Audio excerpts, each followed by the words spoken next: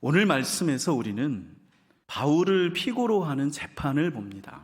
바울은 지금 가이사랴에 있습니다. 그 당시에 이 가이사랴에는 로마에서 파견한 유대 지역 총독이 거주했습니다. 근데 닷새가 지났을 때 예루살렘에서 바울을 죽이려고 했던 사람들이 가이사랴까지 찾아와서 재판을 걸어왔습니다. 이번에는 정식으로 변호사를 대동하고 말이죠. 먼저 유대인 측에서 바울에 대한 고소 내용을 한번 보겠습니다.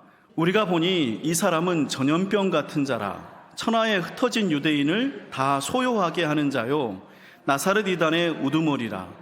그가 또 성전을 더럽게 하려 함으로 우리가 잡았사오니. 유대인 측 원고인 더둘로는 바울에 대하여 세 가지 혐의로 고소합니다. 첫째는 바울이 대목꾼이다.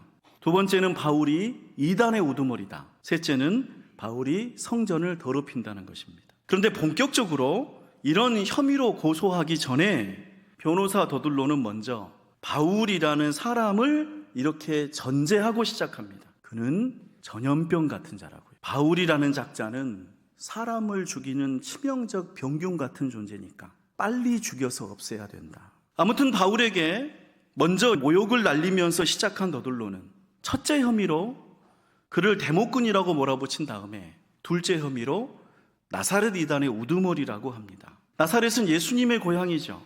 고향은 고향인데 사람들이 잘 모르는 시골 마을입니다. 복음서에서는 보통 나사렛이라고 할 때 예수님의 출신을 비하하고 무시하기 위한 의도로 쓰이곤 했습니다. 근데 지금 바울을 향해서 나사렛 이단의 우두머리라고 하죠. 이게 어떤 의도인가? 그는 바울을 무시하는 것입니다. 이름도 없는 어느 시골 동네에서 지들끼리 이단 만들고 그 중에 대장 노릇한다고요. 더둘로는 엄중한 재판정에서 왜 바울에게 이런 인신공격에 가까운 발언들을 할까요? 혹시 이 더둘로가 형편없는 변호사일까요? 그렇지 않습니다. 그는 노련한 변호사였습니다. 그의 고소 내용은 참 교묘합니다. 바울이 했다는 일이 아니라 바울 사람을 공격합니다. 더둘로는 지금 무엇을 하고 있는 건가요? 그는 지금 바울의 신경을 거스르는 거죠. 그의 기분을 건드리는 겁니다. 바울을 무시하고 그를 짓뭉개고 모욕을 주고 있어요. 그래서 어떻게 하려고요?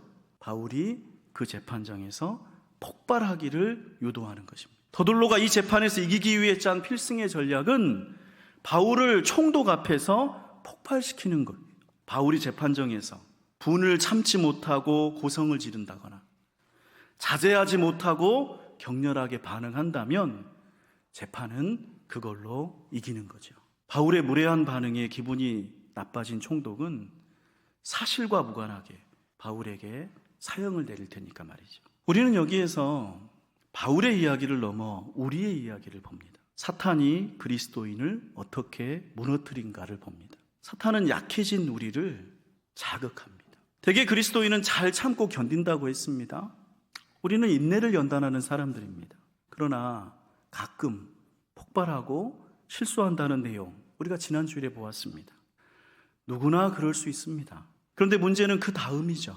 바울이 그랬던 것처럼 우리는 반드시 주님을 만나야 합니다. 반드시 주님을 찾으셔야 합니다. 주님이 주시는 위로를 받고 주님이 주시는 새 길로 나아가야 합니다. 지치고 무너질 때 나를 찾아오신 주님을 만난 사람만 다시 일어서는 겁니다. 한 번 뒤집어 엎었더라도 주님을 만난 사람들만 지금까지 지켜오고 잘 버텨왔던 좋은 모습으로 다시 회복될 수 있는 거예요. 그러니 성도 여러분, 꼭 주님을 찾고 주님의 위로를 경험하시기를 축복합니다. 바울은 더 이상 지난주 산헤드린 공회에서의 모습이 아닙니다. 그는 이제 평소의 모습을 회복했어요. 늘 그래왔던 것처럼 또박또박 차분하고 침착하게 마땅히 해야 할 말을 풀어갑니다. 그는 상대방이 자극하는 선동에 이제는 전혀 휘둘리지 않습니다.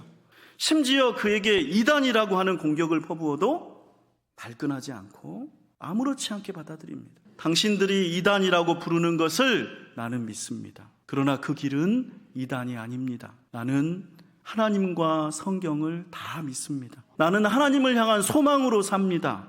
나는 부활을 믿고 나는 언제나 깨끗한 양심을 지키면서 애쓰고 살아갑니다. 이제 바울이 하는 말은요, 예전에 그랬던 것처럼 단순하고 분명합니다. 그는 더 이상 감정과 기분에 휘둘리지 않습니다. 지금까지 그래왔던 것처럼 그가 무엇을 믿고 어떻게 살아왔는지를 담담하고 당당하게 말할 뿐입니다. 이것이 주님을 만난 사람이 사는 길입니다. 어떻게 이렇게 합니까? 내가 상처받은 밤에 주님을 만나야 합니다. 주님의 끝없는 위로를 받아야 합니다.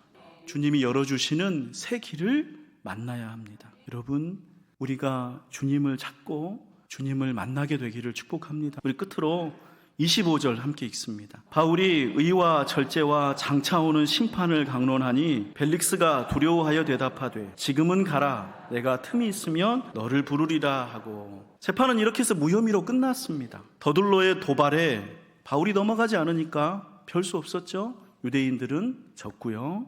총독은 재판을 나중에 다시 열겠다는 모호한 판결을 하고 휴정시켰습니다. 그리고 그날 이후에 총독은 가끔씩 바울을 불러다가 설교를 듣습니다. 그때 바울이 총독에게 세 가지를 말합니다. 의와 절제와 심판이요. 이 세 가지가 바울이 믿는 복음의 핵심이겠죠.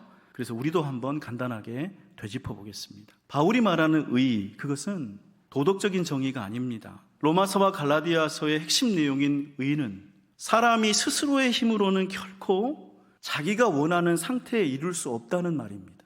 오직 하나님께서 예수 그리스도의 십자가 대속을 통해서 그를 믿는 사람을 의롭다고 인정해 주시는 겁니다. 아마도 바울은 총독을 향해서 이렇게 권했을 것 같아요. 당신은 노예로 태어나서 총독의 자리에까지 오른 입지전적인 인물이고 자수성가한 뛰어난 사람이지만 그 당신의 힘이라는 걸 한번 보세요. 당신 힘으로 당신은 황제가 되지는 못했어요. 구원도 그와 같은 겁니다. 당신의 힘으로는 결국 원하는 것을 얻지 못할 거예요. 인정받고 싶으시죠? 예수님의 십자가를 믿으세요. 하나님이 당신을 인정해 주십니다. 둘째로 절제는 목표를 이루는 과정을 가리킵니다. 절제에 관해서 고린도전서 9장 25절은 이렇게 말합니다. 이기기를 다투는 자마다 모든 일에 절제하나니 그들은 썩을 승리자의 관을 얻고자 하되 우리는 썩지 아니할 것을 얻고자 하노라. 절제는 마치 다이어트 같은 겁니다. 살을 빼려는 목표가 있는 사람은 먹는 식단을 조절하고요, 규칙적으로 운동을 합니다. 구원이 이와 같다고 말하는 거죠. 구원은 믿음으로 의롭다 하심을 받아 은혜로 받는 것입니다. 그러나 구원받았다고 해서 아무렇게나 살아도 된다는 뜻은 아니죠. 그리스도인은 영원한 것을 향해 달려가는 선수와 같습니다. 오늘 하루하루 욕망을 점검하고 나쁜 습관을 끊고 거룩한 것을 향해 나아가려고 애씁니다. 성령의 도움을 받아서 그렇게 자기 자신의 인생을 하루하루 균형 있고 가치 있게 지켜가는 것, 그것이 절제의 삶입니다. 셋째로 바울은 심판을 말했습니다. 이에 관해서 고린도전서 4장 5절 말씀. 그러므로 때가 이르기 전 곧 주께서 오시기까지 아무것도 판단하지 말라. 그가 어두움에 감추인 것들을 드러내고 마음의 뜻을 나타내시리니 그때에 각 사람에게 하나님으로부터 칭찬이 있으리라. 심판이라는 것은 우리가 여기서 살아가면서 했던 모든 것들이 하나님 앞에서 결국 다 드러난다는 믿음입니다. 살다 보면 억울한 일도 많고 부끄러운 일도 있어요. 내가 드러내고 싶은데 가려진 것들도 있고, 내가 감추고 싶은데 터무니없이 드러나 버린 것들도 있어요. 그런 일들을 너무 서운해하지도 않고 너무 아쉬워하지 않아도 괜찮다는 믿음이 바로 심판입니다. 왜냐하면 하나님께서는 우리가 어떻게 살았는지 다 아시니까요. 그리고 그것들을 다 제대로 풀어주실 테니까 말이죠. 존귀한 성도 여러분, 세상은 우리를 끊임없이 자극합니다. 우리를 엎어지게 하고 또 우리가 엎어도 된다고 말합니다. 충분히 그럴만하다고 부추깁니다. 맞습니다. 하지만 우리가 힘들다는 이유로 자꾸만 엎어버리기보다는 그런 고통과 짐들을 넘어설 수 있다면, 그럴 만한 마음의 넓이와 깊이가 있다면 엎어버리는 것보다는 넘어서는 편이 더 좋습니다. 우리는 그런 마음을 어디에서 구할 수 있을까요? 주님께서 나를 찾아오실 때, 내가 주님의 인도하심과 위로하심을 구할 때, 상한 마음으로 웅크려 있고 속상해하는 우리의 마음을 주님께서 덮어주시고 새롭게 하실 줄로 믿습니다. 거기에 더해 내 노력이나 잘남으로 내 인생의 떳떳함을 내세우는 게 아니라 주님의 십자가에 의지해서 의롭다고 괜찮다고 인정을 받고 매일의 절제를 통해서 내 자신의 가치를 지켜나가고 하나님 앞에서 모든 것이 밝혀질 것을 믿는 우리 그리스도인이 어떤 상황에서도 견디고 이기며 앞으로 나아가게 될 줄로 믿습니다.